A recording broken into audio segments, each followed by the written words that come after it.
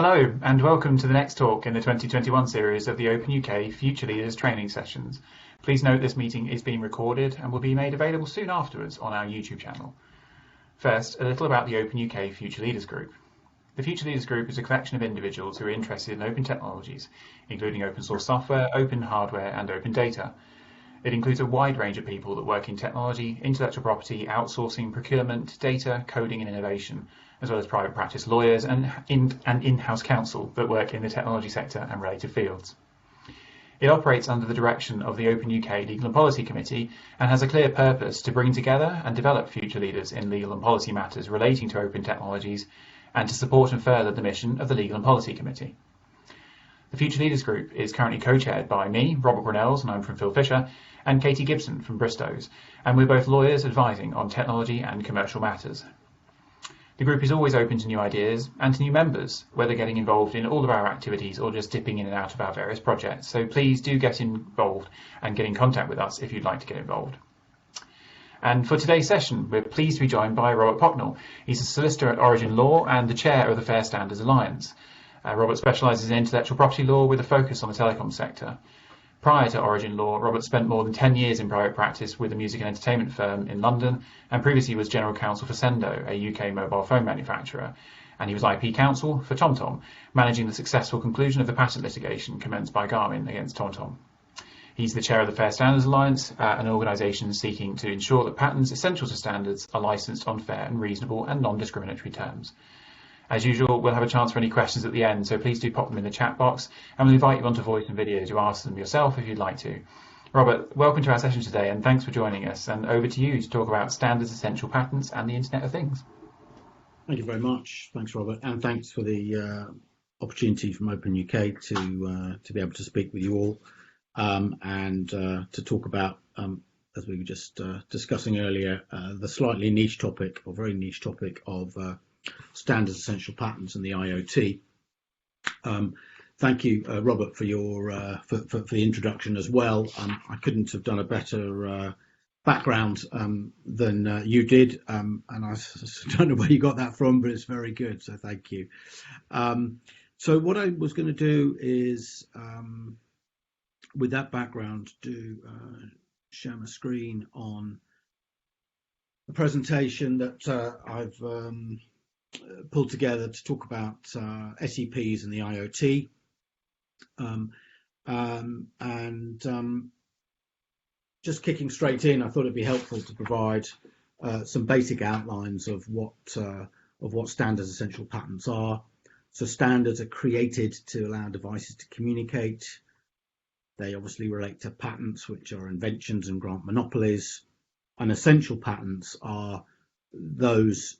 The standard essential patents are those patents that must necessarily be infringed by makers and sellers of products complying with the standard.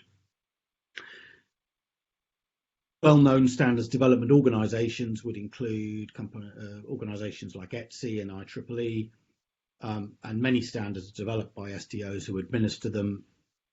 IEEE is known for Wi-Fi, ETSI, 2G, 3G, 4G, and 5G.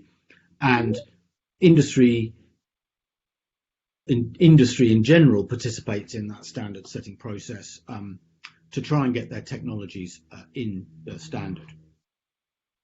Standards are hugely valuable. Interoperability standards like 2G and 3G and 4G or 5G coming are layers of common design. They allow markets for standard products to grow more quickly. They allow businesses to build on products that are going to be interoperable with each other. And the rewards for standardization for those that participate in the standard setting process are a hugely expanded addressable market and avoiding investment in entire technologies. It's avoiding doing the choosing between Betamax and VHS and getting it wrong. So standard setting organizations or standard development organizations, they usually create IPR policies, and the policies usually, but because patents grant a monopoly power, the IPR policies provide that industry participants must agree voluntarily to license their SEPs on FRAND terms. FRAND stands for fair and reasonable and non-discriminatory. And that's sort of the basic background. Well, that's all pretty good, all sounds lovely. What's the problem? Why are we having this? Why are we having this discussion? Basic question: what does FRAND mean? Who decides what's an essential patent? These are sort of the fundamental questions that much litigation is going on in connection with trying to define what it means to grant a license and what that might mean in terms of the value. And these are problems which really arise because of the broad definition of fair and reasonable and non-discriminatory. And courts around the world are trying to grapple even now with what that means, and they did so before in relation to smartphone sectors, and there were some decisions there in that space, but now we're moving into the IoT. It's broadening out the questions and the applicability of SEPs. And some of the challenges with the SDO process and the standardization process is that the SDOs don't review declarations for essentiality or validity.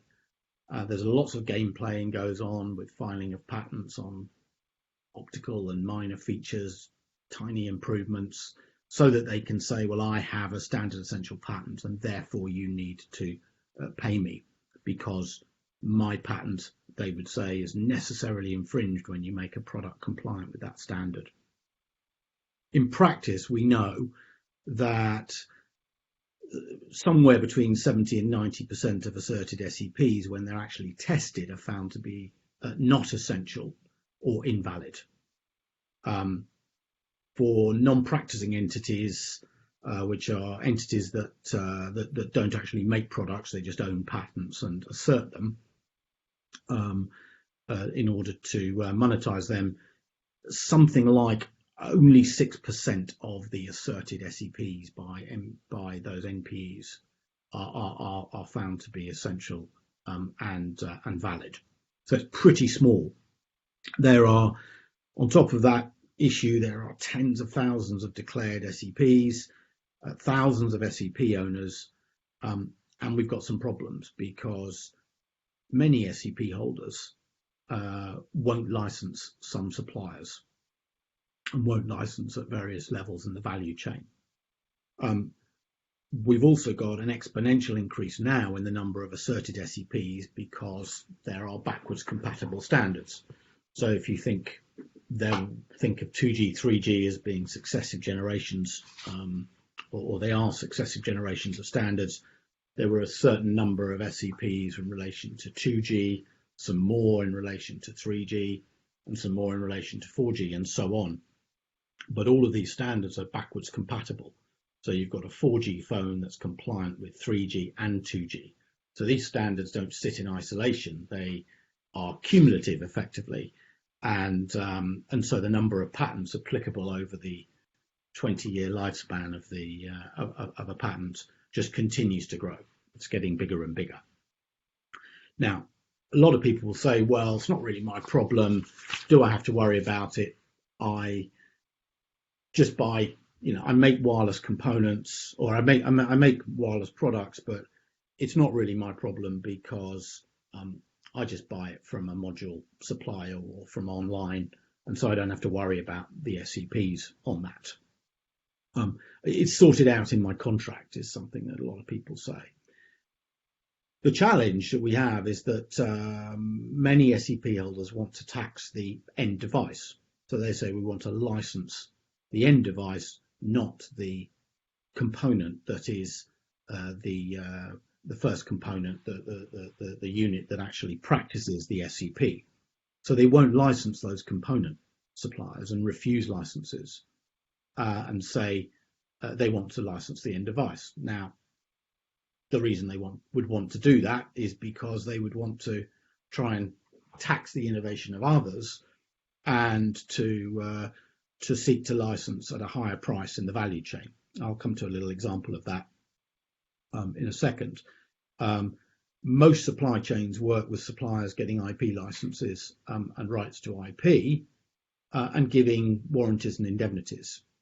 And the challenge with the current practice of many SEP holders is that they want to disrupt that and won't license early on in the value chain, so that those component suppliers can't give warranties, or if they give warranties, they're going to be in trouble and have difficulties giving indemnities.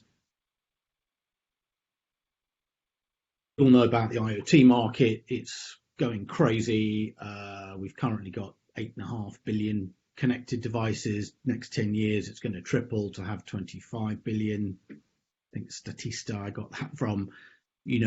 Any connected device, and that is just the number of devices. If we look at the revenue generated from those 25 billion devices a year, 25 billion devices is going to be huge. It is already huge, but think of all the connected devices that there might be, and just a few examples there on the slide: connected cities, factories, infrastructure, connected traffic lights, smart meters, smart homes, smart agriculture. All of those things are all going to be connected devices, and we have hundreds of thousands of companies developing IoT devices. And by the way, here we've only got those ideas for smart products that we know about. There'll be plenty of companies that are innovating in smart connected devices that we don't even know yet that are coming, and let's see how that develops. But as a result, we've got supply chain chaos, effectively. Typical supply chain might be a chip supplier supplies to a module supplier, supplies to a device developer who sells to a consumer. Currently, we've got chip suppliers are refused SEP licenses. So in many cases, they simply can't get the licenses that they requested. That means that they don't give proper warranties and indemnities. That creates uncertain potential liabilities for them, threats to their business relationships, and similarly for module suppliers who are buying these chips to put them into modules to sell them to device developers.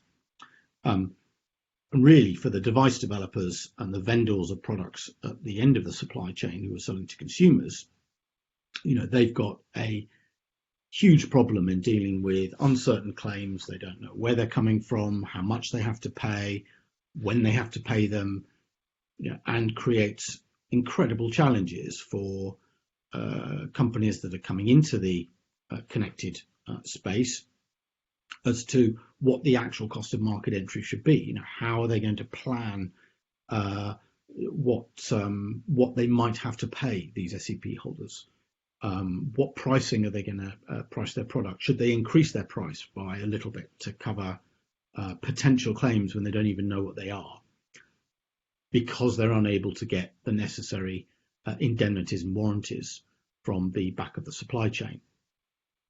So I thought I'd give you a little example here of how this might play out in the context of the IoT and an eco-friendly light bulb. And there are genuinely eco-friendly light bulb developments, companies developing these products. And this might be a typical example of the impact of SEP holders refusing to license where the infringement takes place. And so in this example, you might have a Wi-Fi chip that is perhaps worth or priced at $1 that's sold to a module manufacturer. There's obviously a lot of innovation going on in the module. There's also innovation going on in the Wi-Fi chip development. And the module supplier, he or she might sell to an online distributor. They'll sell it to the distributor for $3, who will do a markup. I mean, these are who will sell for $10 to developer of this innovative, eco-friendly light bulb that's going to contribute to saving the planet. Lots of innovation here, potentially patents being created within the context of that development. So the light bulb manufacturer developing a brand new idea for a light bulb which itself is inventive, and then the manufacturer selling the product to the consumer for say $50. Now, where the infringement takes place, there's an infringement taking place at the Wi-Fi. If we just go to the left of the slide, there's an infringement taking place by the making of the Wi-Fi chip, and for those not familiar with patent law on the call, there's infringements take place with the making, selling, exporting, or marketing for sale, or using the invention. So we're talking about the communication device here, which is the Wi-Fi chip, which might be so the making of that would be an infringement of the SEP in relation to Wi-Fi.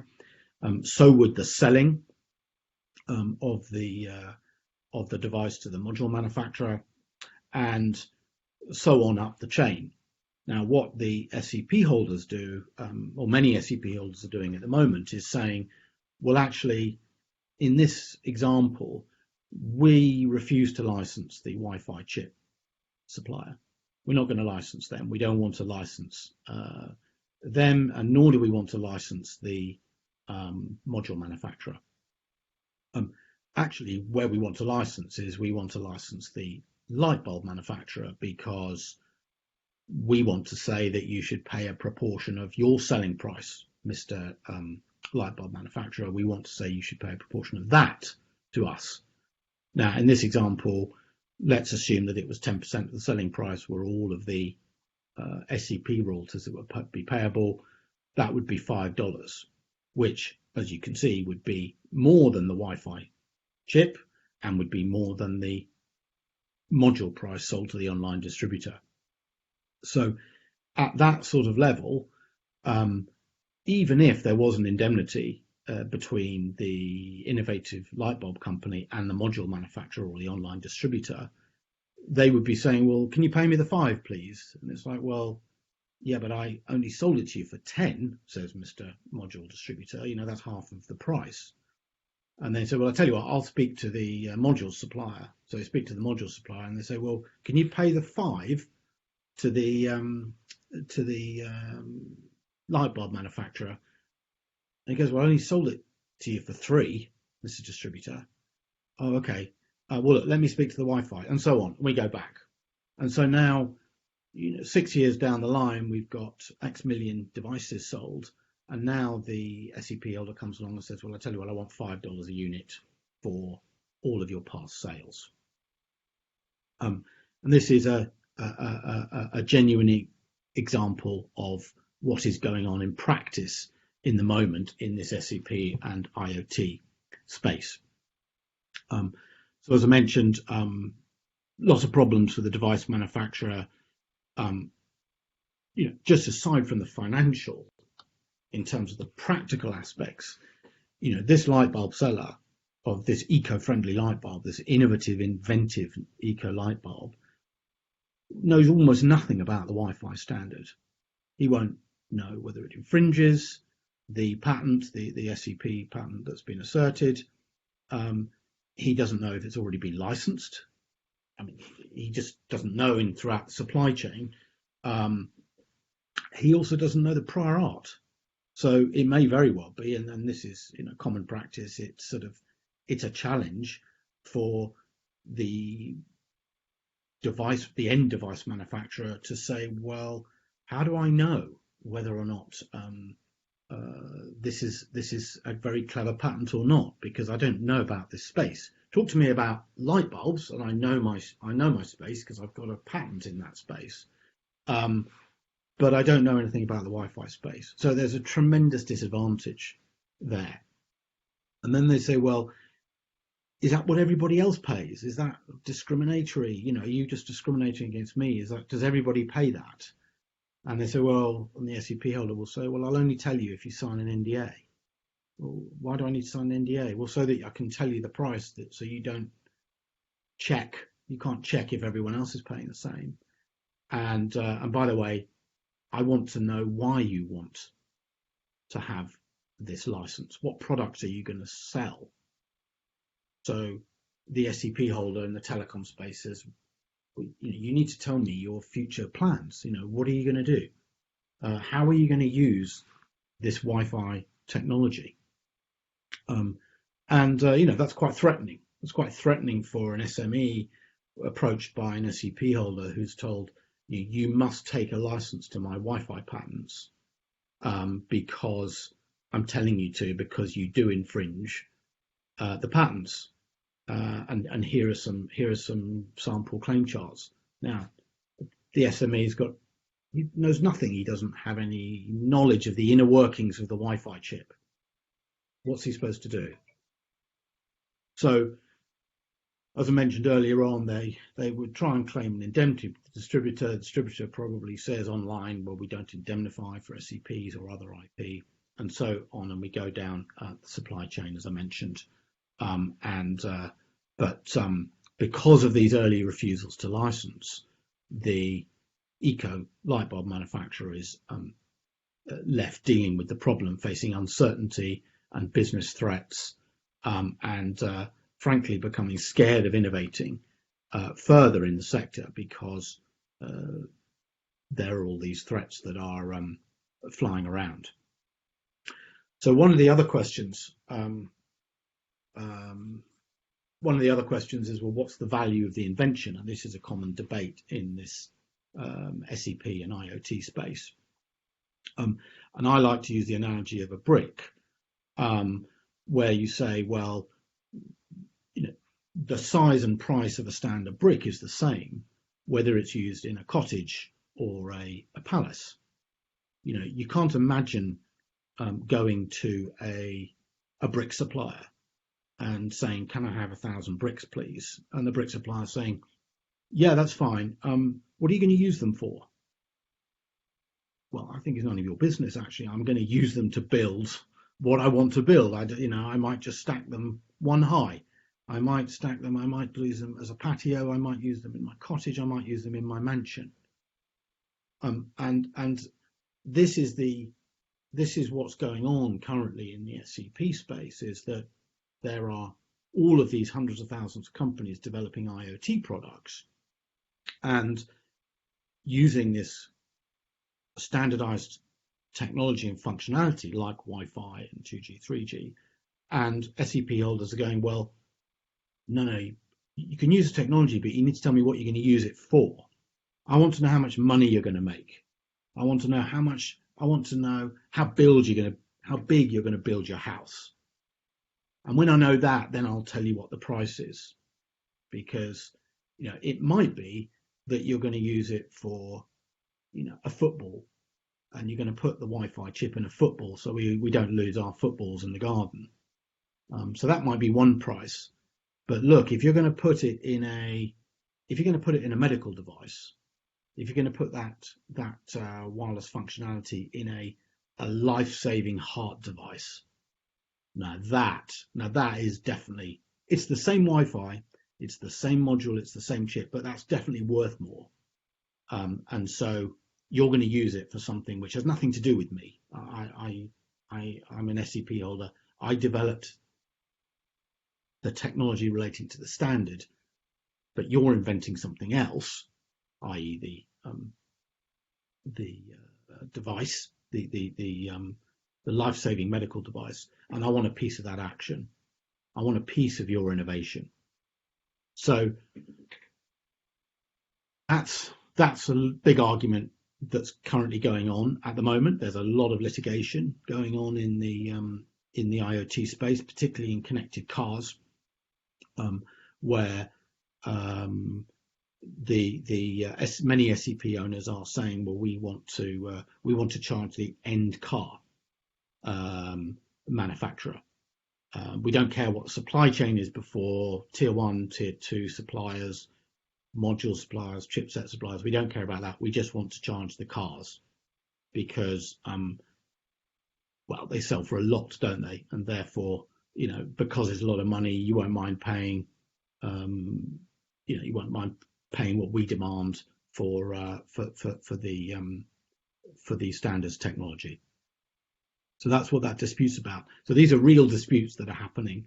They're currently in the automotive space, but we've also got litigation in the smart medical device sector on SEPs. So smart medical device companies being sued for infringement of 4G SEPs that are alleged to be in the chipset and in the module that was in the medical device. And the same goes for smart meters. All of this leads to lots of increased costs for industry. We've got a lot of litigation, as I mentioned, cars, smart meters, devices. Got a lot of excessive pricing claims because the pricing is based on the end device price. There are threats of injunctions and abuse of market power. There's also a lot going on of portfolio fragmentation.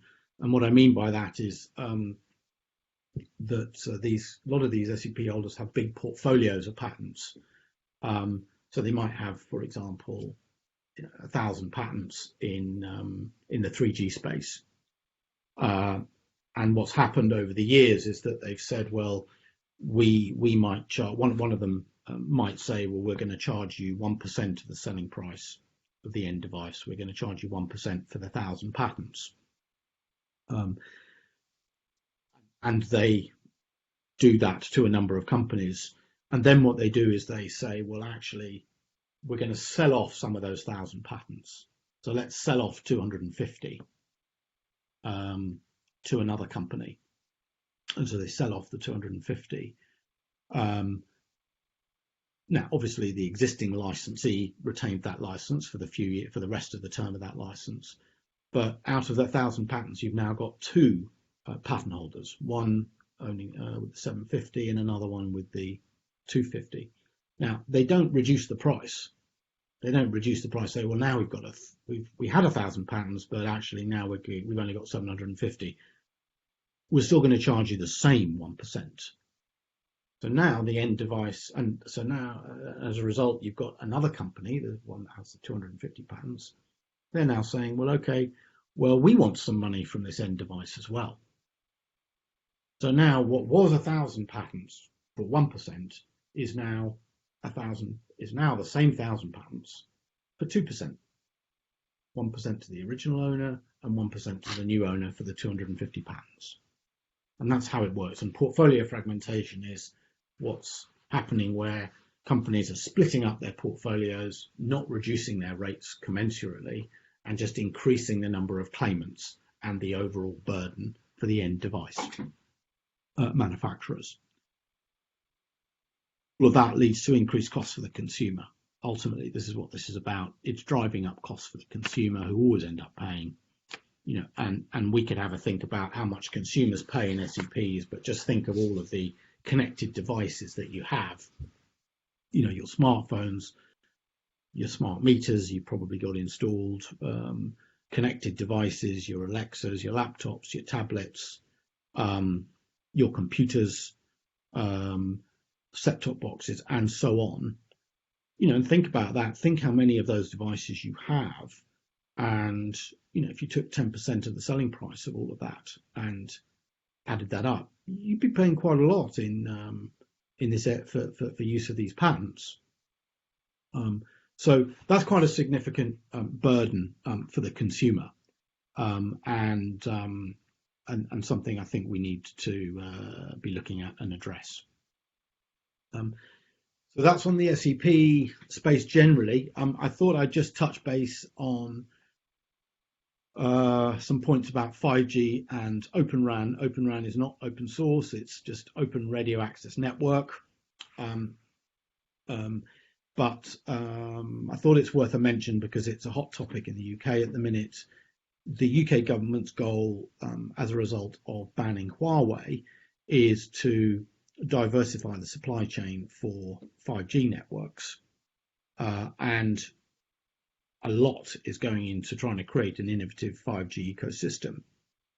The government brought out a report. There was recently a select committee review and statement published. The government says it's too reliant on Nokia and Ericsson as the sole remaining suppliers, and that's a threat to security. And so they want to create a broader supply chain across the network. Challenges we have still in SEPs have not been addressed, and those issues remain. Not least of which is that Huawei own, according to many reports, something like 15% of the 5G SEPs. You can imagine Nokia not being very happy. Imagine Huawei not being very happy about being excluded from the UK and what they might think about the pricing at which they're going to charge SEPs. You might even think, or you might question whether or not they might even seek injunctions to stop companies using their SEPs. And why wouldn't they say, well, look, Nokia and Ericsson and many others have been refusing licenses, so why can't we? And you could see that being an argument they might want to run. So the question becomes, well, will Nokia and Ericsson and others refuse to license their 5G SEPs? How are they going to retaliate? What rates, if they do license, what rates are they going to charge these SMEs and new market entrants? So those are just some topical issues in relation to SEPs and IoT. I should also mention just another point on the Open Handset Alliance. This is just really a point about IP strategies and of companies having short memories. You'll remember Android built to be an open, complete and free platform for mobile devices. Some very big companies contributing to that. All contributions were licensed under the Apache version 2 license. Despite all of that, this was back in 2007. The OHA, Open Handset Alliance, was created back in 2011. Despite that, we've seen recent revival of claims by some OHA members that SEP licenses have got to be paid for VP9, which is a video codec that's part of Android. And there just seems to be some forgetting of the commitments that were made on an open under the Open Handset Alliance and under that Apache license. And I'm sure there'll be. I'm expecting there to be a lot more of that coming forward. So for those of you who are in industry, what to do about all this? Well, do some due diligence in your supply chain. Really try and understand the issue. Check your supply chain agreements for warranties and indemnities, and really understand what the risks are. Check your customer agreements also, particularly in relation to SEPs, because you may think that your suppliers have given you some rights, but they may well not have given you what you thought you had. If you're threatened or requested to take a license, carry out a very, very detailed review. Take nothing at face value. Many companies, they won't give warranties. These SEP holders don't give any warranties that the patents are valid or infringed. They won't give any warranties that the rates are FRAND or anything. So, really, you need to really dig into dig into the licensing and find out what the history of the patents are, and who else has been licensed, and the basis of their calculations. Please lobby for change if these are issues which you think affect you. Currently, UK 5G Task Force is there for people to make submissions.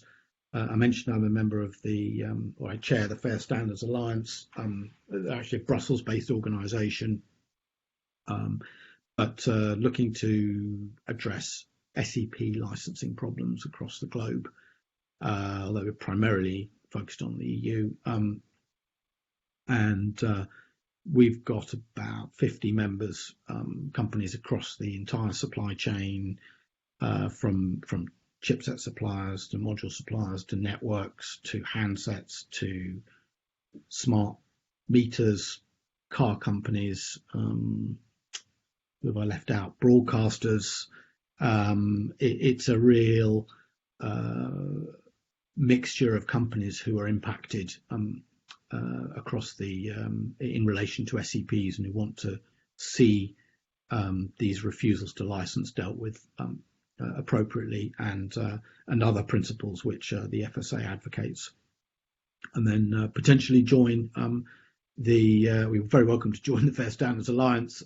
If it's of interest, just let me know and I can put you in touch.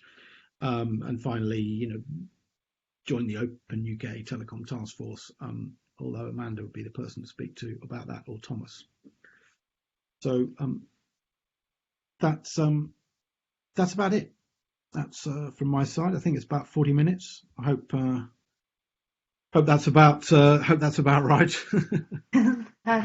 Thank you so much, Robert, for that interesting talk. Have we got? Oh, Amanda's got a question. Amanda, do you want to ask it? Hi, Rob. Hi. Hi. So it's slightly complex. I don't know whether you are aware or will remember, and I'm talking, I think, a decade ago, there was a divestiture of Nortel's patents to an alliance called the Rockstar Alliance, and the DOJ came up with an elegant solution in terms of those patents. And the solution it came up with was that the patents would be, I can't remember if they used the term RAND or FRAND, but the patents would be licensed on that basis, I believe. But in the case of open source, they'd be licensed under GPL and OIN, so Open Invention Network. So they would effectively be subject to OIN's patent pool and any patent licensing that was associated with GPL, which I think was probably an acknowledgement 10 years ago that FRAND doesn't work with open source. Yeah. I wonder if that is a way forward in this space. I think it could be a way forward. I don't think it's going to be quite a challenge, though, to get some of these much bigger assertive SEP holders to agree to that. I mean, I think that the Rockstar transaction was quite a unique. In fact, Peter, one of my partners, he was involved working on that. But that was quite a unique transaction, and as you said, quite an elegant solution. But I don't think any of this is going to come voluntarily. And it didn't then. From the DOJ imposed it. Yeah. So just in following up on that, so this recording is obviously the 5th of March. On the 4th of March 2021, Open Forum Europe held a standards event with Etsy, which ended in a very, very heated debate with some of the people who hold those patents. And I'd suggested, and I've spoken since with OFE, that we should do an event where we do some education around what open source means and how it's not something that is flexible and adaptable to the needs of each industry sector as they engage with it. It's something that means a thing, is long established, and upon which many rely through thousands, if not millions, of licensing interactions. It's bound to be tens of millions, actually. But you can't just flip it because it doesn't suit your industry. You have to either work with it or walk away from it. And I don't think it's probably possible to walk away from it at this stage. So they probably have to work with it. But how do we take some of the friction out of the conversation? Because it certainly had a lot of friction in the conversation I saw last night. And I think that it's something that will need to be dealt with. I also want to mention that the book I'm editing has a chapter by Pocknell Blend at Fraunhofer on SEPs and open source, and it's very clear that the two could be complementary but don't work together. You have to do something to make them work together. They're not that they are. I don't know, it's probably like trying to push a bar of soap through a sieve or something. I'm trying to think of something elegant and funny, but they're not going to match. They're not going to mix. It's like, gosh, think oil and water. There we go. And you're going to have to find a way for them to sit together as opposed to mixing them up together, because they will naturally separate again. And I think, Rob, this is a really interesting topic that I'm grateful to you for covering, because more is going to have to be done on it. And I think not just fixing it for the mobile sector, which is obviously highly relevant right now, but understanding as any other sectors that are either heavily regulated or which are heavily dependent on very proprietary schemes of IP move into open. Yeah, I mean, I'm interested to talk more. Maybe talk offline. I'd be interested to know more about the discussion that was had within ETSI. I know there's been a lot of debate in that space as well. Yeah, that'd be interesting. I mean, Fraunhofer. Sorry, and you mentioned they're editing what? Did you say they were editing? I'm editing a book called Free and Open Source Software, or maybe Open Source Software, Law, Policy and Practice, which will be published by Oxford University Press in September, with open access sponsored by the Veitch Foundation. And there is a chapter in that specific to SEP written by Pocknell Blend. Okay. And I think we were also talking about the possibility, we're planning to do a number of sessions. There's 20 odd authors who are well recognized in open source. And we're planning to do different conferences and events in panels. So it may be that we can also bring some of those authors together, not just hang Canute out, but to get people talking about this and trying to resolve it in a collaborative way. Yeah, interesting. Yeah. I mean, yeah, Fraunhofer have been quite assertive with their SEPs, so I suspect they've got a particular perspective on this. Well, thank you so much again, Robert, for your time today, and a really interesting and different angle today. And next week we've still got our speaker to be confirmed, but on the 19th of March we have got Roberto De Cosmo talking about software heritage. So hopefully we'll see some of you there. And thank you again, Robert. Pleasure. Thanks for the opportunity. Thank you. Thanks. Thank you. Bye, everybody. Bye, everyone. Cheers. Bye.